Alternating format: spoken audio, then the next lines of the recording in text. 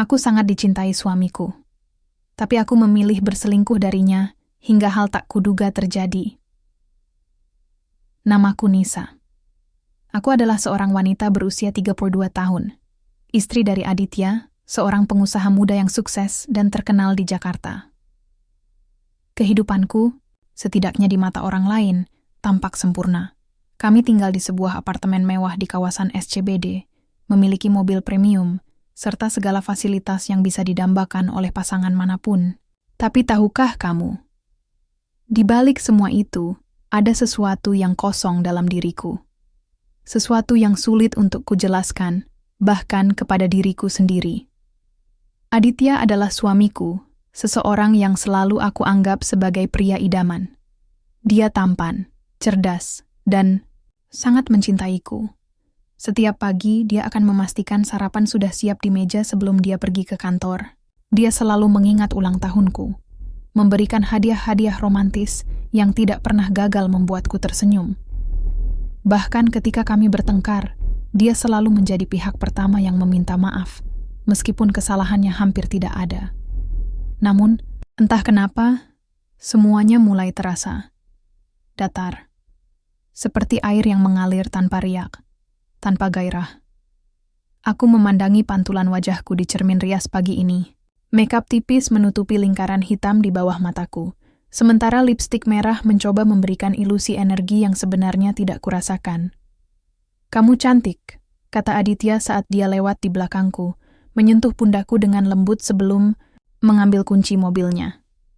Aku hanya tersenyum singkat, lalu melanjutkan rutinitasku. Senyum itu, lagi-lagi, terasa seperti topeng. Topeng yang aku kenakan setiap hari, bahkan di depan suamiku sendiri. Ketika aku tiba di kantor, suasana sudah ramai. Aku bekerja sebagai desainer grafis di sebuah firma ternama. Meskipun pekerjaan ini kadang membuatku stres, setidaknya di sini aku merasa sedikit lebih hidup. Di sini, aku bukan hanya Nisa, istri Aditya. Aku adalah Nisa yang kreatif, yang bisa menuangkan ide-ide liar ke dalam bentuk visual. Dan disinilah aku bertemu Fajar. Fajar adalah teman lamaku dari masa kuliah. Kami pernah dekat, tapi hubungan kami tidak pernah berkembang karena aku memilih fokus pada karier setelah lulus. Sekarang, dia juga bekerja di firma ini sebagai manajer project. Awalnya, interaksi kami hanya sebatas profesional. Namun, seiring waktu, kami mulai berbagi cerita tentang kehidupan pribadi. Dia mendengarkan keluhan-keluhanku tentang rutinitas rumah tangga, sementara aku mendengarkan ceritanya tentang tekanan pekerjaan dan ambisi yang belum tercapai.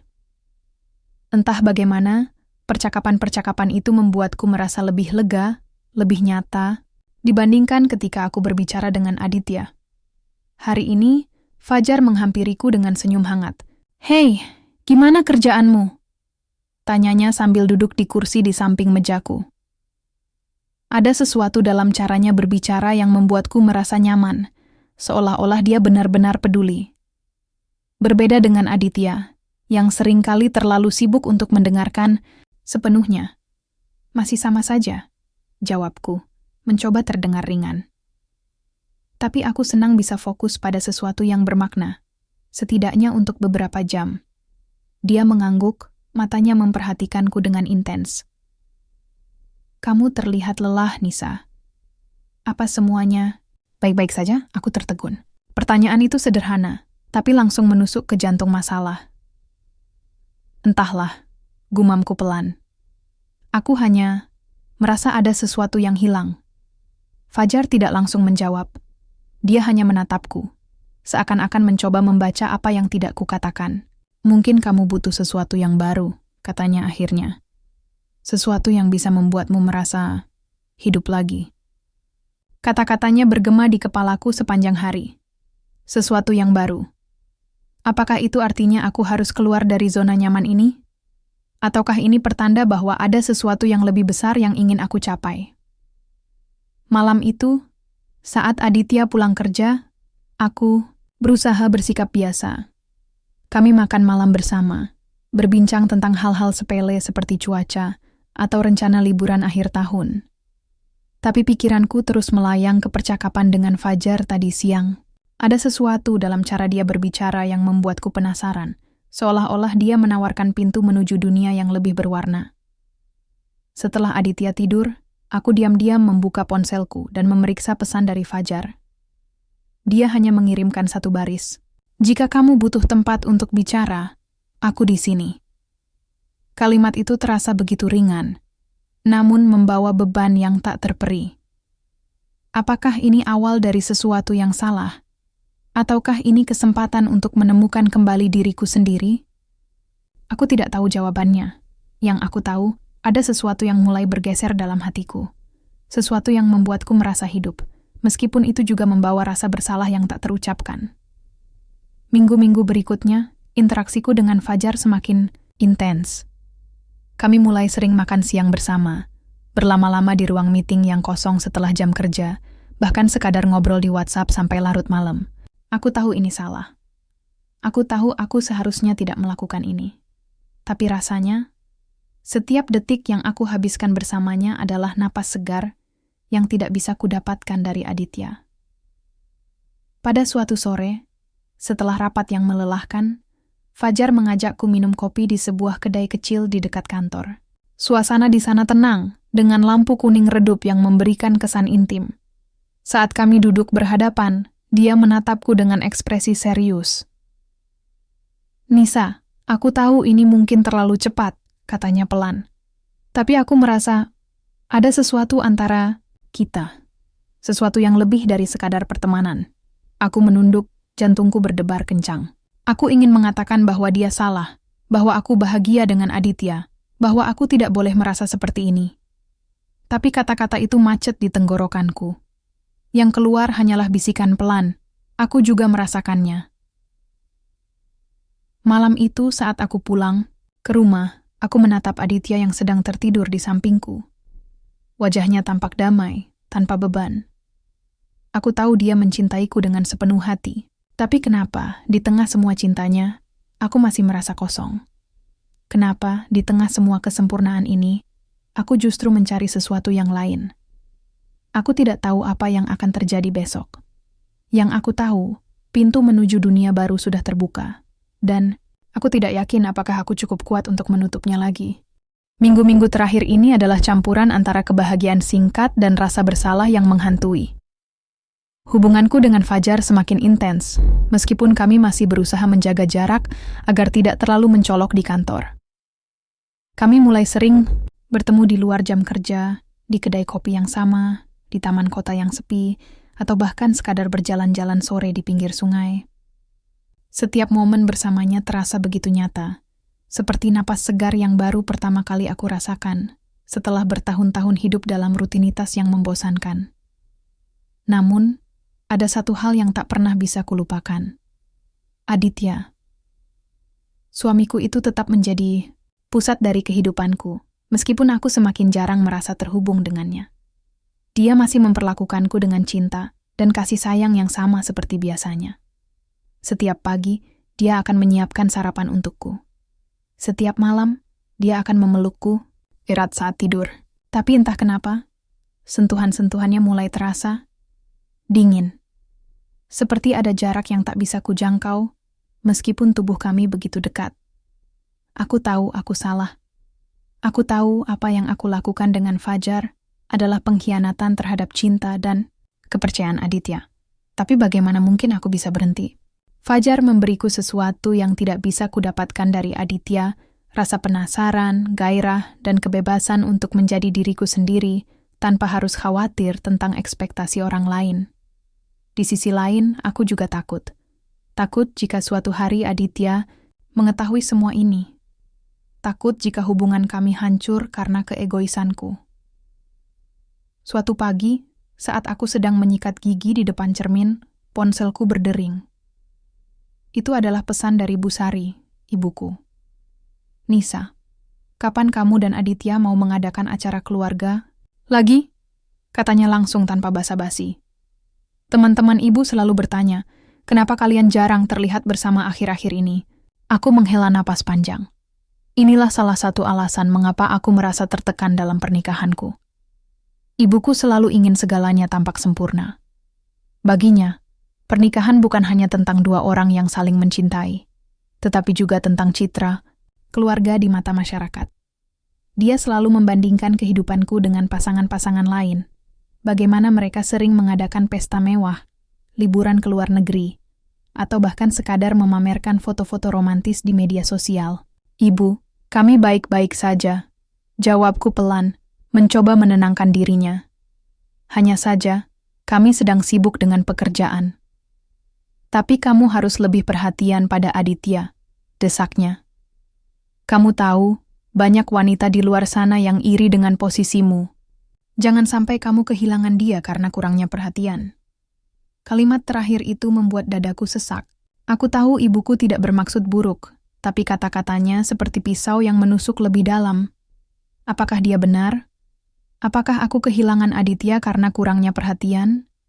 Atau justru karena aku sudah mulai melihat dunia lain di luar pernikahan? Kami di kantor, suasana berjalan normal seperti biasa. Namun, ada sesuatu yang berbeda hari ini.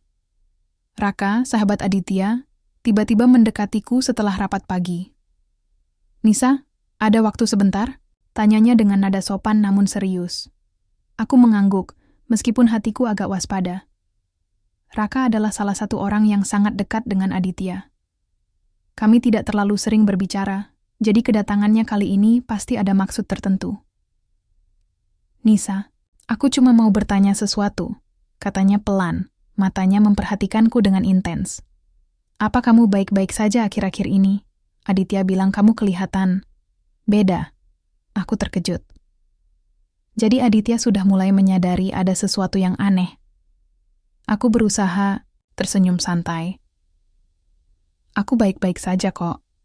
Mungkin hanya karena pekerjaan yang agak melelahkan." Raka tampak ragu sejenak, lalu mengangguk. "Oke, kalau begitu. Hanya saja kalau ada masalah, jangan ragu untuk bicara ya. Kamu tahu Aditya sangat mencintaimu, kan?" Aku mengangguk, tapi hatiku terasa semakin sesak. Tentu saja aku tahu Aditya mencintaiku. Tapi apakah cintanya cukup untuk mempertahankan pernikahan ini jika dia mengetahui kebenaran? Apakah cintanya cukup untuk mengampuni pengkhianatanku? Malam itu, saat aku pulang ke rumah, Aditya sedang duduk di ruang tamu, memeriksa dokumen-dokumen kerja. Dia tampak begitu fokus, sehingga tidak menyadari kehadiranku sampai aku duduk di sampingnya. "Kamu belum tidur?" Tanyaku pelan, mencoba terdengar normal. Dia mengangkat kepala, lalu tersenyum lembut. "Ada beberapa hal yang harus diselesaikan. Kamu sendiri, kenapa masih belum tidur?" Aku menunduk, mencoba menyembunyikan ketegangan di wajahku. Aku hanya merasa sulit tidur akhir-akhir ini. Aditya meletakkan dokumennya, lalu menatapku dengan khawatir. "Ada sesuatu yang mengganggumu? Kamu bisa cerita padaku, Nisa." Untuk sesaat, aku hampir saja mengatakan semuanya. Hampir saja aku mengakui bahwa aku telah berselingkuh. Bahwa aku merasa kosong meskipun memiliki segalanya. Bahwa aku takut kehilangan dia, tapi juga takut terus hidup dalam rutinitas yang membosankan. Tapi kemudian, aku ingat betapa besar cintanya padaku. Ingat betapa sempurna dirinya sebagai suami. Dan aku takut. Takut jika kejujuranku hanya akan menyakiti hatinya tanpa solusi. "Aku baik-baik saja," gumamku akhirnya, memaksakan senyum. "Hanya butuh istirahat lebih banyak."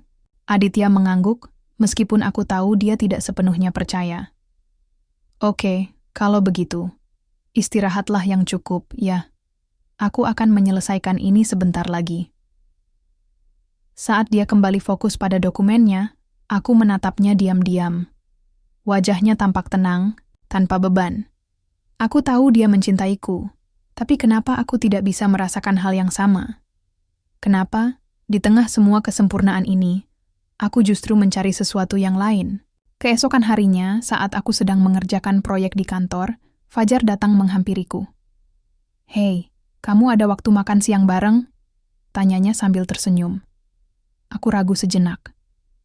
Akhir-akhir ini, kami semakin sering bertemu, bahkan di luar jam kerja. Tapi aku tahu ini salah. Aku tahu aku seharusnya menjaga jarak. Namun, Ada sesuatu dalam caranya berbicara yang membuatku sulit menolak. Aku sebenarnya harus menyelesaikan ini. Jawabku pelan. Fajar tampak kecewa, tapi dia hanya mengangguk. Oke, kalau begitu. Hati-hati ya Nisa. Jangan sampai kamu terlalu lelah. Setelah dia pergi, aku menunduk dalam-dalam, mencoba menenangkan pikiranku. Ini salah, semua ini salah. Tapi kenapa aku tidak bisa berhenti? Malam itu, saat aku bersiap tidur, aku menemukan ponsel Aditya tergeletak di meja. Entah kenapa, tiba-tiba ada dorongan kuat untuk memeriksanya. Aku tahu ini melanggar privasinya, tapi rasa penasaranku terlalu besar. Dengan tangan gemetar, aku membuka aplikasi pesan di ponselnya. Awalnya, aku tidak menemukan apa-apa yang mencurigakan. Hanya percakapan biasa dengan rekan kerja, keluarga, dan teman-temannya. Tapi kemudian, aku menemukan sesuatu yang membuatku terhenyak. Ada folder tersembunyi di galerinya, berisi tangkapan layar percakapan WhatsApp milikku. Percakapan-percakapan antara aku dan Fajar. Jantungku berdebar kencang. Aku tidak bisa bernapas. Apa artinya ini? Apakah Aditya sudah mengetahui semuanya? Kenapa dia tidak mengatakan apa-apa? Aku cepat-cepat meletakkan ponselnya kembali ke tempatnya, lalu duduk di tepi tempat tidur, mencoba menenangkan diri. Apa yang harus kulakukan sekarang? Haruskah aku mengakuinya? Atau haruskah aku pura-pura tidak tahu apa-apa? Aku tidak tahu jawabannya. Yang aku tahu, retakan-retakan kecil di permukaan hubunganku dengan Aditya mulai terlihat. Dan aku takut jika suatu hari, semuanya akan runtuh. Malam itu aku tidak bisa tidur. Pikiranku terus melayang ke folder tersembunyi di ponsel Aditya. Gambar-gambar tangkapan layar percakapanku dengan Fajar seperti bayangan hitam yang menghantui langkahku. Apakah Aditya sudah mengetahui semuanya? Kenapa dia belum mengatakan apa-apa? Pertanyaan-pertanyaan itu berputar tanpa henti dalam benakku, membuat jantungku berdebar kencang bahkan saat tubuhku lelah. Aku memandangi suamiku yang tertidur pulas di sampingku. Wajahnya tampak damai, tanpa beban. Bagaimana mungkin dia bisa tidur begitu tenang, sementara aku merasa seperti sedang berjalan di atas api? Apakah dia benar-benar belum tahu? Atau justru, ini adalah permainannya? Apakah dia diam-diam sedang mengamati dan menunggu waktu yang tepat untuk menghadapiku? Pikiran itu membuatku semakin gelisah. Aku mencoba mengingat-ingat interaksi kami akhir-akhir ini. Tidak ada yang aneh, setidaknya tidak sampai malam ini. Dia tetap memperlakukanku dengan cinta dan kasih sayang yang sama seperti biasanya. Tapi mungkin itulah masalahnya. Aku mulai melihat semua itu bukan sebagai bentuk cintanya, melainkan sebagai topeng sempurna yang dia kenakan untuk menutupi rasa sakit atau kecurigaan. Pagi datang terlalu cepat. Saat alarm berbunyi, aku merasa seperti baru saja memejamkan mata. Aku bangkit dengan perasaan berat, mencoba bersikap normal saat Aditya tersenyum padaku dari meja sarapan. "Selamat pagi," katanya ringan, meletakkan secangkir teh di hadapanku. "Kamu kelihatan lelah. Ada masalah?" Aku menggeleng cepat, meskipun dadaku sesak. "Tidak ada apa-apa, hanya butuh tidur lebih banyak." Aditya mengangguk, tapi matanya tetap memperhatikanku dengan intens. Seolah-olah dia sedang mencoba membaca pikiranku. Untuk beberapa detik, aku hampir yakin bahwa dia sudah tahu segalanya, tapi kemudian dia tersenyum lagi, lalu melanjutkan sarapannya seperti biasa. Saat aku tiba di kantor, suasana terasa lebih berat dari biasanya. Semua orang sibuk dengan pekerjaan mereka, tapi entah kenapa, aku merasa seperti berada di bawah pengawasan. Setiap kali ponselku berdering, jantungku langsung berdebar. Apakah ini pesan dari Fajar, atau justru dari Aditya? Fajar sendiri terlihat agak berbeda hari ini. Saat kami bertemu di lorong kantor, dia memberikan senyum singkat sebelum buru-buru pergi. Aku ingin menghampirinya, tapi ada sesuatu yang menahan langkahku. Rasa takut yang semakin besar, seperti ada badai yang akan datang kapan saja.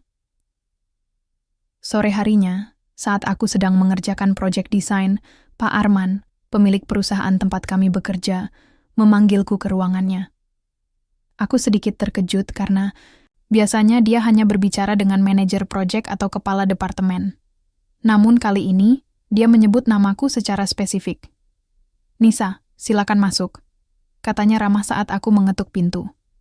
Aku duduk di kursi di depan mejanya, mencoba tetap tenang, meskipun hatiku bergemuruh. Pak Arman adalah sosok yang sangat dihormati di kantor, dan dia juga teman bisnis Aditya. Aku tidak pernah menduga kalau suatu hari aku harus berada di ruangannya untuk pembicaraan penting. "Nisa, aku ingin bicara tentang sesuatu," katanya pelan, nada suaranya serius. "Aku baru saja mendapat informasi dari Aditya tentang situasi di tim kalian." Jantungku langsung berdegup kencang. Situasi apa? Apakah dia sudah tahu tentang hubunganku dengan Fajar? Apakah Aditya benar-benar telah memberitahunya? "Aku mendengar ada ketegangan antara kamu dan Fajar akhir-akhir ini," lanjutnya, matanya memperhatikanku dengan cermat. "Aditya khawatir kalau hal ini bisa memengaruhi produktivitas tim." Aku menelan ludah, mencoba menenangkan diri. "Maaf, Pak. Aku tidak tahu apa maksud Bapak. Hubunganku dengan Fajar baik-baik saja." Pak Arman mengangguk, tapi ekspresinya tetap datar. "Baiklah, kalau begitu. Aku hanya ingin memastikan semuanya berjalan lancar. Jika ada masalah, jangan ragu untuk bicara ya." Setelah keluar dari ruangan Pak Arman, aku merasa seperti sedang berada di ambang jurang. Apakah Aditya benar-benar sudah memberitahunya tentang perselingkuhanku?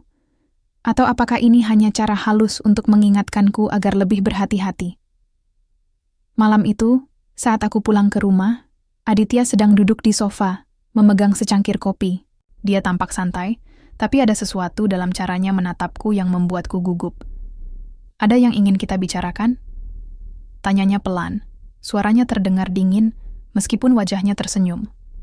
Aku menunduk, mencoba menyembunyikan ketegangan di wajahku. "Tidak ada apa-apa. Kenapa tiba-tiba bertanya begitu?" Aditya meletakkan kopinya, lalu menatapku dengan intens. "Aku hanya ingin memastikan semuanya baik-baik saja, Nisa. Kamu kelihatan beda akhir-akhir ini." Aku menghela napas panjang, mencoba terdengar normal.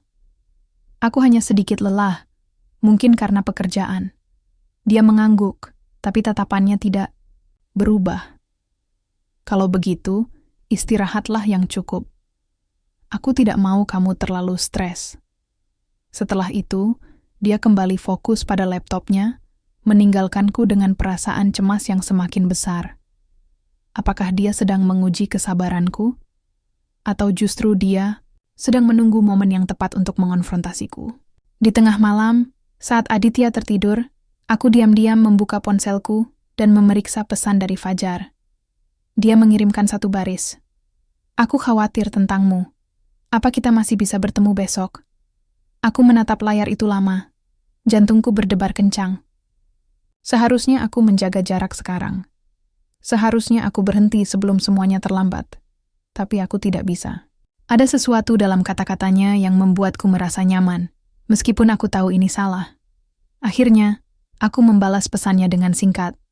"Besok setelah jam kerja, seperti biasa." Esok sore, aku bertemu Fajar di kedai kopi favorit kami. Suasana di sana sepi, hanya ada beberapa pengunjung lain. Kami duduk di sudut, saling berhadapan. Matanya tampak khawatir saat dia menatapku. "Nisa, ada yang mengganggumu?" tanyanya pelan. Aku menghela napas panjang, mencoba menenangkan diri. Aku menemukan sesuatu di ponsel Aditya. Dia punya tangkapan layar percakapan kita. Fajar tampak terkejut. "Apa? Kapan?" "Tadi malam," jawabku pelan. Aku tidak tahu apa artinya ini. Apakah dia sudah tahu? Kenapa dia belum mengatakan apa-apa? Fajar terdiam sejenak lalu mengangguk. Ini berarti dia sedang mengamati kita. Mungkin dia sedang menunggu waktu yang tepat untuk menghadapimu. Aku merasa tubuhku semakin dingin. Apa yang harus aku lakukan sekarang? Fajar menatapku dengan serius. "Nisa, aku tahu ini sulit. Tapi jika kamu ingin memperbaiki hubunganmu dengan Aditya, mungkin inilah saatnya untuk berhenti." Aku menunduk. Air mata mulai menggenang di mataku. Aku tahu aku salah, tapi aku tidak bisa berhenti. Aku tidak bisa kembali ke rutinitas yang sama. Fajar meraih tanganku, mencoba menenangkanku.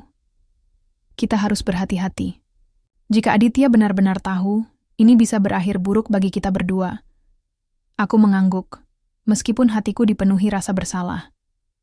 Aku tahu aku harus memilih, tetap bersama Aditya, atau terus mengejar gairah yang semu dengan Fajar. Tapi aku tidak tahu mana yang lebih buruk. Malam itu saat aku pulang ke rumah, Aditya sedang duduk di ruang tamu, memegang dokumen kerja. Dia menatapku dengan ekspresi yang sulit dibaca. "Nisa, aku ingin bicara serius," katanya pelan. Aku menelan ludah, jantungku berdebar kencang. Akhirnya, saat yang kutakuti tiba. Dia tahu. Dan sekarang, saatnya aku menghadapi konsekuensi dari semua kebohonganku. Aditya menatapku dengan intens. Matanya seperti menyelidik ke dalam jiwaku. Aku merasa seperti seekor burung yang terperangkap dalam sangkar kaca. Tidak bisa bergerak, tidak bisa lari.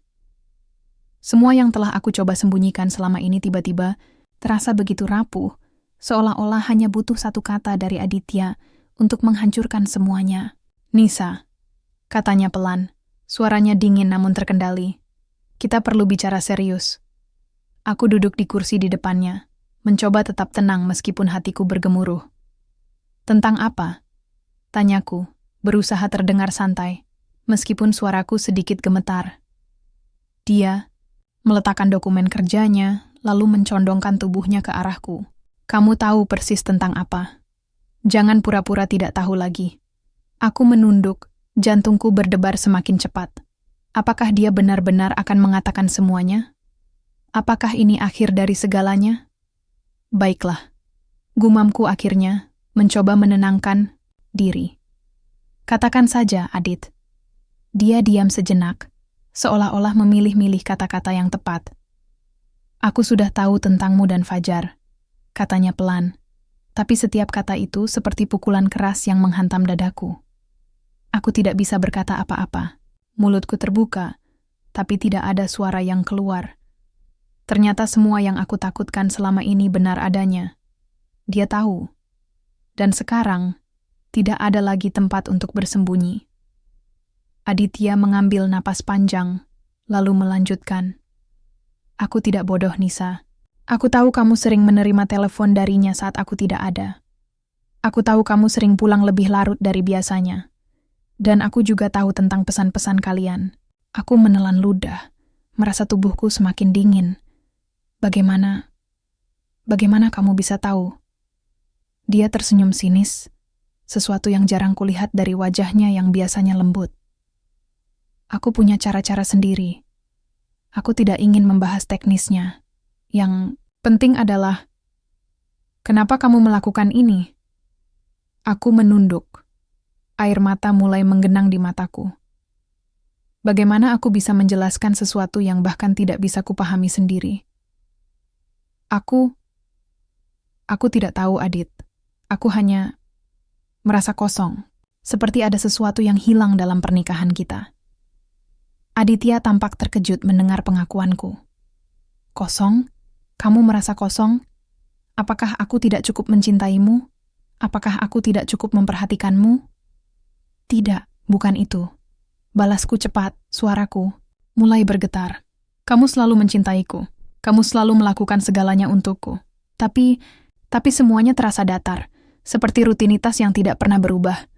Aku merindukan gairah, rasa penasaran, sesuatu yang baru." Aditya menghela napas panjang, ekspresinya campuran antara marah, kecewa, dan bingung. "Jadi karena itulah kamu memilih berselingkuh? Karena bosan?" "Bukan seperti itu." Aku hampir berteriak, tapi kemudian menahan diri. "Aku tidak bermaksud menyakitimu, Adit. Aku hanya tidak bisa menahan godaan. Fajar memberiku sesuatu yang tidak bisa kudapatkan darimu." Dia tertegun, matanya membelalak. Untuk beberapa detik, ruangan terasa sunyi, hanya suara detak jam dinding yang terdengar nyaring. Lalu, dia bangkit dari kursinya, berjalan mondar-mandir di ruangan, seolah-olah mencoba menenangkan diri. "Apakah kamu tahu betapa sakitnya ini bagiku?" katanya akhirnya, suaranya parau. "Aku mencintaimu, Nisa. Aku memberikan segalanya untukmu. Dan ternyata, itu semua tidak cukup. Air mataku mulai mengalir deras. Maafkan aku, Adit. Aku tidak bermaksud menyakitimu. Aku hanya tidak tahu harus bagaimana lagi. Dia berhenti berjalan, lalu menatapku dengan tatapan kosong. Apa kamu masih mencintaiku? Pertanyaan itu seperti pisau yang menusuk jantungku. Aku ingin menjawab ya, tapi aku tidak yakin. Aku tidak tahu apakah cintaku padanya masih utuh, ataukah sudah terbagi dengan orang lain. Aku tidak tahu. Gumamku pelan, suaraku hampir tidak terdengar. Aditya menghela napas panjang, lalu duduk kembali di kursinya. Baiklah, aku tidak akan memaksa jawaban darimu malam ini. Tapi aku ingin kamu tahu satu hal. Aku menatapnya dengan tegang. Apa? Aku sudah tahu tentang hubunganmu dengan Fajar sejak beberapa bulan lalu, katanya pelan. Tapi setiap kata itu membuatku merinding. Dan aku sudah mengumpulkan bukti-buktinya. Aku terhenyak. Kenapa kamu tidak mengatakannya dari awal?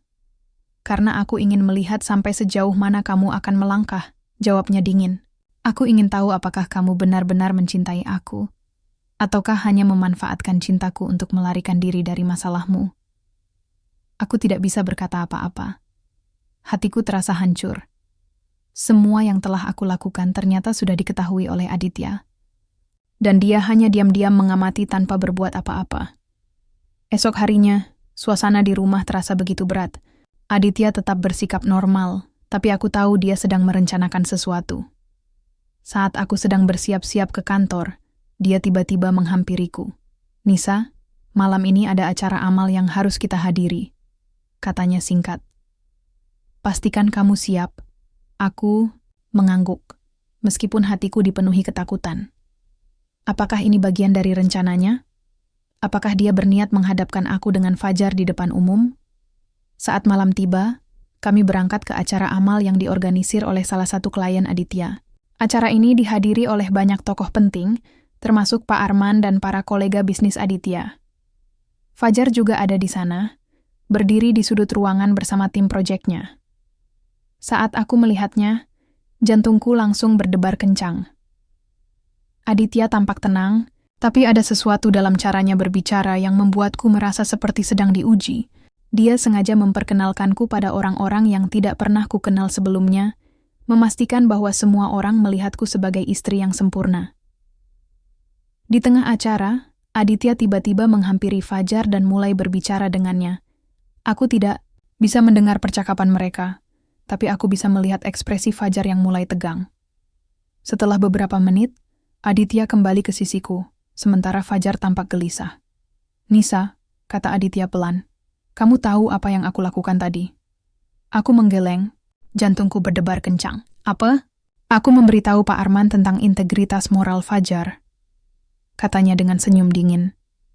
Aku hanya ingin dia tahu bahwa ada sesuatu yang tidak beres dengan pegawai favoritnya. Aku terkejut. Apakah Aditya benar-benar menggunakan ini sebagai cara untuk membalas dendam? Setelah acara selesai, saat kami pulang ke rumah, aku tidak bisa menahan diri lagi. Kenapa kamu melakukan itu, Adit? Apakah ini balas dendam? Dia menatapku dengan dingin. Ini bukan soal balas dendam. Ini soal konsekuensi. Kamu dan Fajar harus tahu bahwa tindakan kalian tidak akan luput dari hukuman. Aku menunduk. Air mata mulai mengalir deras. Aku minta maaf, Adit. Aku tidak tahu apa yang harus kulakukan lagi. Dia menghela napas panjang, lalu duduk di sampingku. Nisa, aku tidak tahu apakah kita bisa memperbaiki ini, tapi jika kamu benar-benar ingin memperbaiki hubungan kita, kamu harus memilih. Memilih apa? Tanyaku pelan. Memilih aku. Atau dia? Katanya tegas. Tidak ada jalan tengah. Aku menatapnya dengan ketakutan. Pilihan ini terlalu berat. Tapi aku tahu, inilah saatnya aku menghadapi kenyataan. Pilihan itu terasa seperti beban yang tak mungkin kubawa. Memilih antara Aditya, suamiku, pria yang selama ini mencintaiku dengan sepenuh hati, atau Fajar, Sosok yang memberiku napas segar meskipun aku tahu hubungan kami salah. Keduanya adalah dua dunia yang berbeda. Dan aku merasa seperti sedang berdiri di tepi jurang, siap untuk jatuh ke salah satu sisi. Malam itu, setelah kami pulang dari acara amal, suasana di rumah begitu hening, hanya suara detak jam dinding yang memecah kesunyian. Aditya duduk di sofa, menatapku dengan ekspresi yang sulit dibaca. Aku tidak bisa membaca pikirannya, tapi aku tahu dia sedang menunggu jawaban dariku. Jawaban yang akan menentukan masa depan, hubungan kami. Nisa, katanya pelan, memecah keheningan yang semakin menyesakkan. Aku tidak akan memaksa apapun dari kamu. Tapi aku butuh keputusanmu sekarang. Aku mengangguk, meremas ujung bajuku dengan gugup. Aku butuh waktu untuk berpikir, Adit. Tidak ada waktu lagi, balasnya tegas. Kamu sudah lama membuatku menunggu. Sekarang saatnya kamu memutuskan. Aku menunduk, air mata mulai menggenang di mataku. Bagaimana mungkin aku bisa memilih? Di satu sisi, Aditya adalah orang yang telah memberikan segalanya untukku. Dia adalah pria yang setia, penyayang, dan telah menantikan bahwa aku bahagia. Tapi di sisi lain, Fajar adalah sosok yang membuatku merasa hidup kembali, memberiku kebebasan untuk menjadi diriku sendiri, tanpa harus khawatir tentang ekspektasi orang lain. Adit, gumamku akhirnya, mencoba menenangkan diri. Aku tidak tahu harus memilih apa. Aku hanya bingung. Aditya menghela napas panjang, lalu bangkit dari kursinya. Dia berjalan mendekatiku, matanya menatapku dengan intens. Nisa, coba pikirkan baik-baik. Apakah kamu benar-benar mencintai aku? Ataukah kamu hanya takut kehilangan semua ini? Aku terdiam, kata-katanya menusuk langsung ke jantung masalah. Selama ini, aku selalu berusaha menutupi perasaanku sendiri dengan alasan-alasan dangkal. Aku berselingkuh karena bosan, karena merasa kosong, karena ingin melarikan diri dari rutinitas. Tapi apakah itu berarti aku tidak mencintai Aditya? Atau justru aku mencintainya, tapi tidak tahu bagaimana cara menjaga hubungan kami tetap hidup? Aku mencintaimu, Adit, kataku akhirnya. Suaraku bergetar. Tapi aku juga tidak bisa menyangkal bahwa ada sesuatu dalam diriku yang hilang. Sesuatu yang tidak bisa kudapatkan darimu. Aditya tampak terkejut mendengar pengakuanku. Untuk beberapa detik, dia hanya diam, seolah-olah mencoba mencerna kata-kataku. Lalu, dia duduk kembali di sampingku, menatapku dengan tatapan kosong. Kalau begitu, kenapa kamu menikah denganku? Tanyanya pelan, suaranya penuh rasa sakit. Kenapa kamu memilih aku jika ternyata kamu tidak bisa bahagia denganku? Aku menunduk, air mata mulai mengalir deras. Aku tidak tahu, Adit. Saat itu, aku pikir aku mencintaimu. Aku pikir kita bisa bahagia bersama, tapi kemudian semuanya berubah. Berubah bagaimana? Tanyanya, nada suaranya semakin dingin. Apakah aku berubah? Ataukah kamu yang berubah? Aku tidak bisa menjawab. Hatiku terasa seperti pecahan kaca yang tersebar di mana-mana. Semua yang telah aku lakukan, semua kebohongan yang telah aku ciptakan, tiba-tiba terasa begitu menyakitkan. Bukan hanya bagi Aditya, tapi juga bagiku sendiri. Esok paginya, aku memutuskan untuk pergi ke kantor lebih awal. Aku butuh waktu untuk sendiri, untuk mencoba memahami perasaanku sendiri. Namun saat aku tiba di meja kerjaku, Fajar sudah menunggu di sana. Matanya penuh kekhawatiran saat dia melihatku. Nisa, apa yang terjadi? Tanyanya pelan, mencoba menenangkanku. Aku menatapnya dengan mata berkaca-kaca. Aditya sudah tahu semuanya, Fajar. Dia memberiku ultimatum. Aku harus memilih. Fajar tampak terkejut. Memilih apa? Memilih dia? Atau kamu? Gumamku pelan, suaraku hampir tidak terdengar. Dia menunduk, mencoba menenangkan diri. Apa yang akan kamu lakukan? Aku menggeleng, air mata mulai mengalir deras. Aku tidak tahu, Fajar. Aku bingung, aku tidak bisa memilih. Fajar meraih tanganku, mencoba menenangkanku. Nisa, aku tahu ini sulit, Tapi kamu harus ingat satu hal. Apa? Tanyaku pelan. Aku mencintaimu, katanya tegas. Aku tahu hubungan kita salah, tapi aku tidak bisa menyangkal perasaanku padamu. Jika kamu memilih aku akan berusaha membuatmu bahagia. Aku menatapnya dengan tegang. Kata-katanya membuatku merasa lega sekaligus semakin bingung.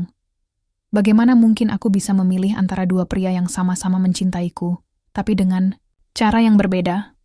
Malam itu, saat aku pulang ke rumah, Aditya sedang duduk di ruang tamu, menungguku. Wajahnya tampak lelah, tapi matanya masih memancarkan keteguhan. Jadi, apa keputusanmu? Tanyanya pelan. Suaranya terdengar dingin namun penuh harap. Aku menarik napas panjang, mencoba menenangkan diri.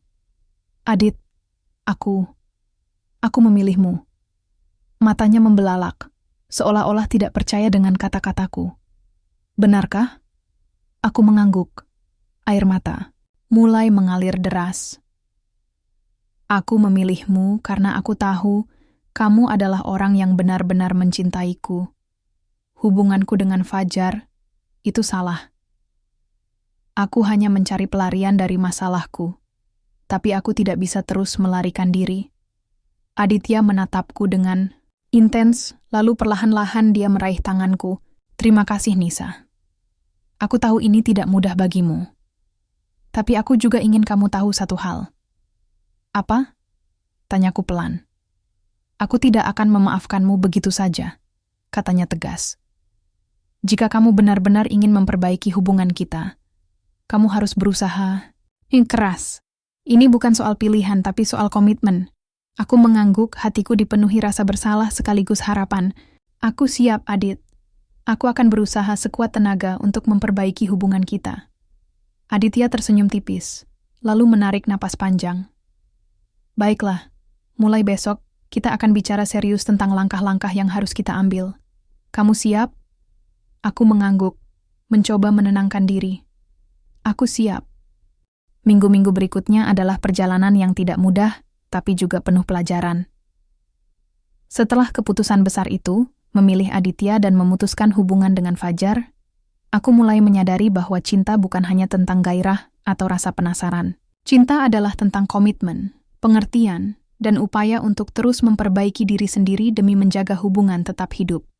Aditya dan aku mulai sering berbicara dari hati ke hati. Kami membahas semua masalah yang selama ini tersembunyi di balik senyum sempurna kami. Aku mengakui ketidakpuasanku dengan rutinitas pernikahan kami, dan dia mendengarkanku tanpa menghakimi. Dia juga menceritakan perasaannya saat mengetahui perselingkuhanku, rasa sakit, kekecewaan, dan kebingungannya tentang bagaimana bisa hubungan kami sampai pada titik itu. Aku tahu kita tidak sempurna, katanya suatu malam saat kami duduk bersama di balkon apartemen, menatap langit Jakarta yang dipenuhi lampu-lampu kota. Tapi aku ingin kita belajar dari kesalahan ini. Aku ingin kita mencoba lagi. Aku mengangguk, air mata menggenang di mataku. Aku juga ingin itu, Adit. Aku ingin kita membangun kembali hubungan ini, tapi kali ini dengan lebih jujur. Dia meraih tanganku, lalu tersenyum tipis. Kita akan melakukannya bersama-sama. Tidak ada lagi topeng, tidak ada lagi rahasia. Salah satu langkah pertama yang kami ambil adalah mencari bantuan profesional. Aditya menyarankan agar kami berkonsultasi dengan seorang konselor pernikahan. Awalnya, aku ragu. Bagiku, mengakui kelemahan di depan orang lain adalah hal yang sulit. Tapi Aditya meyakinkanku bahwa ini adalah langkah penting untuk memastikan bahwa kami benar-benar siap menghadapi masa depan bersama. Di sesi pertama dengan konselor, aku merasa sangat gugup. Namun, suasana yang tenang dan pendekatan yang lembut dari konselor membuatku sedikit lebih nyaman. Kami diminta untuk berbicara secara terbuka tentang perasaan masing-masing, tanpa saling menyalahkan. Saat itulah aku menyadari betapa banyak tekanan yang telah aku rasakan selama ini, tekanan dari ibuku, ekspektasi masyarakat, dan bahkan tekanan dari diriku sendiri untuk menjadi istri yang sempurna. Kamu tidak harus menjadi sempurna, Nisa, kata konselor itu suatu hari. Pernikahan bukan tentang kesempurnaan, tapi tentang bagaimana dua orang saling mendukung dan memahami. Kalimat itu seperti sebuah pencerahan bagiku. Selama ini, aku terlalu fokus pada apa yang orang lain pikirkan tentang hubunganku dengan Aditya, sehingga aku lupa untuk benar-benar menikmati momen-momen kecil dalam pernikahan kami. Aku lupa bahwa cinta bukanlah tentang gambaran sempurna yang kita lihat di media sosial, tapi tentang usaha sehari-hari untuk saling memahami dan bertumbuh bersama. Hubungan dengan Fajar juga mulai memudar setelah aku memutuskan untuk mengakhiri semuanya. Awalnya, dia mencoba menghubungiku, memohon agar aku mempertimbangkan kembali keputusanku. Tapi aku tahu bahwa inilah jalan yang harus kupilih jika aku ingin memperbaiki hubunganku dengan Aditya. Fajar, aku minta maaf, kataku saat kami bertemu untuk terakhir kalinya di kedai kopi tempat kami biasa ngobrol. Aku tidak bisa terus begini. Hubungan kita salah, dan aku tidak bisa melanjutkannya. Fajar tampak kecewa, tapi dia mencoba tersenyum. Aku mengerti, Nisa. Aku hanya berharap kamu bahagia. Aku juga berharap kamu menemukan kebahagiaanmu sendiri. Balasku pelan, mencoba menahan air mata. Terima kasih atas segalanya. Setelah pertemuan itu, aku merasa seperti beban besar telah terangkat dari pundakku. Meskipun aku merasa bersalah atas semua yang telah terjadi, aku tahu bahwa ini adalah langkah yang tepat. Aku tidak bisa terus melarikan diri dari masalah. Aku harus menghadapinya dan belajar dari kesalahan-kesalahanku. Beberapa bulan kemudian, hubunganku dengan Aditya mulai membaik. Kami mulai menemukan cara baru untuk menjaga percikan cinta tetap hidup. Kadang-kadang, kami pergi berlibur bersama ke tempat-tempat yang belum pernah kami kunjungi sebelumnya.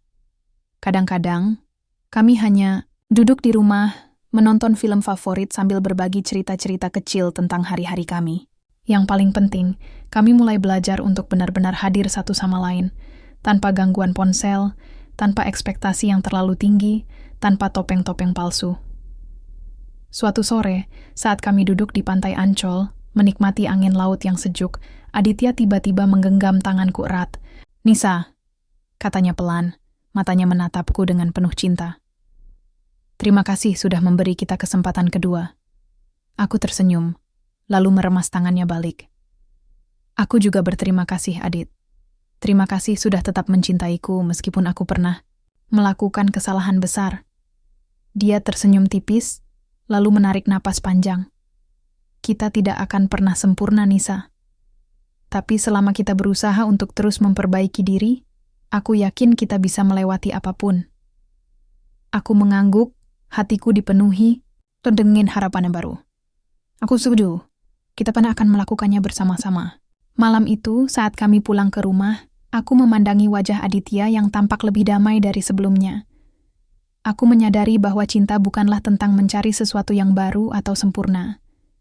Cinta adalah tentang menerima ketidaksempurnaan, belajar dari kesalahan, dan terus berusaha untuk menjadi lebih baik bersama. Aku tahu bahwa perjalanan ini masih panjang. Masih ada banyak tantangan yang harus kami hadapi. Tapi aku juga tahu bahwa selama kami saling mendukung, tidak ada yang tidak mungkin. Cahaya baru mulai muncul di ujung terowongan gelap yang pernah kami lalui. Dan kali ini, aku bertekad untuk tidak lagi menutupi cahaya itu dengan topeng-topeng palsu.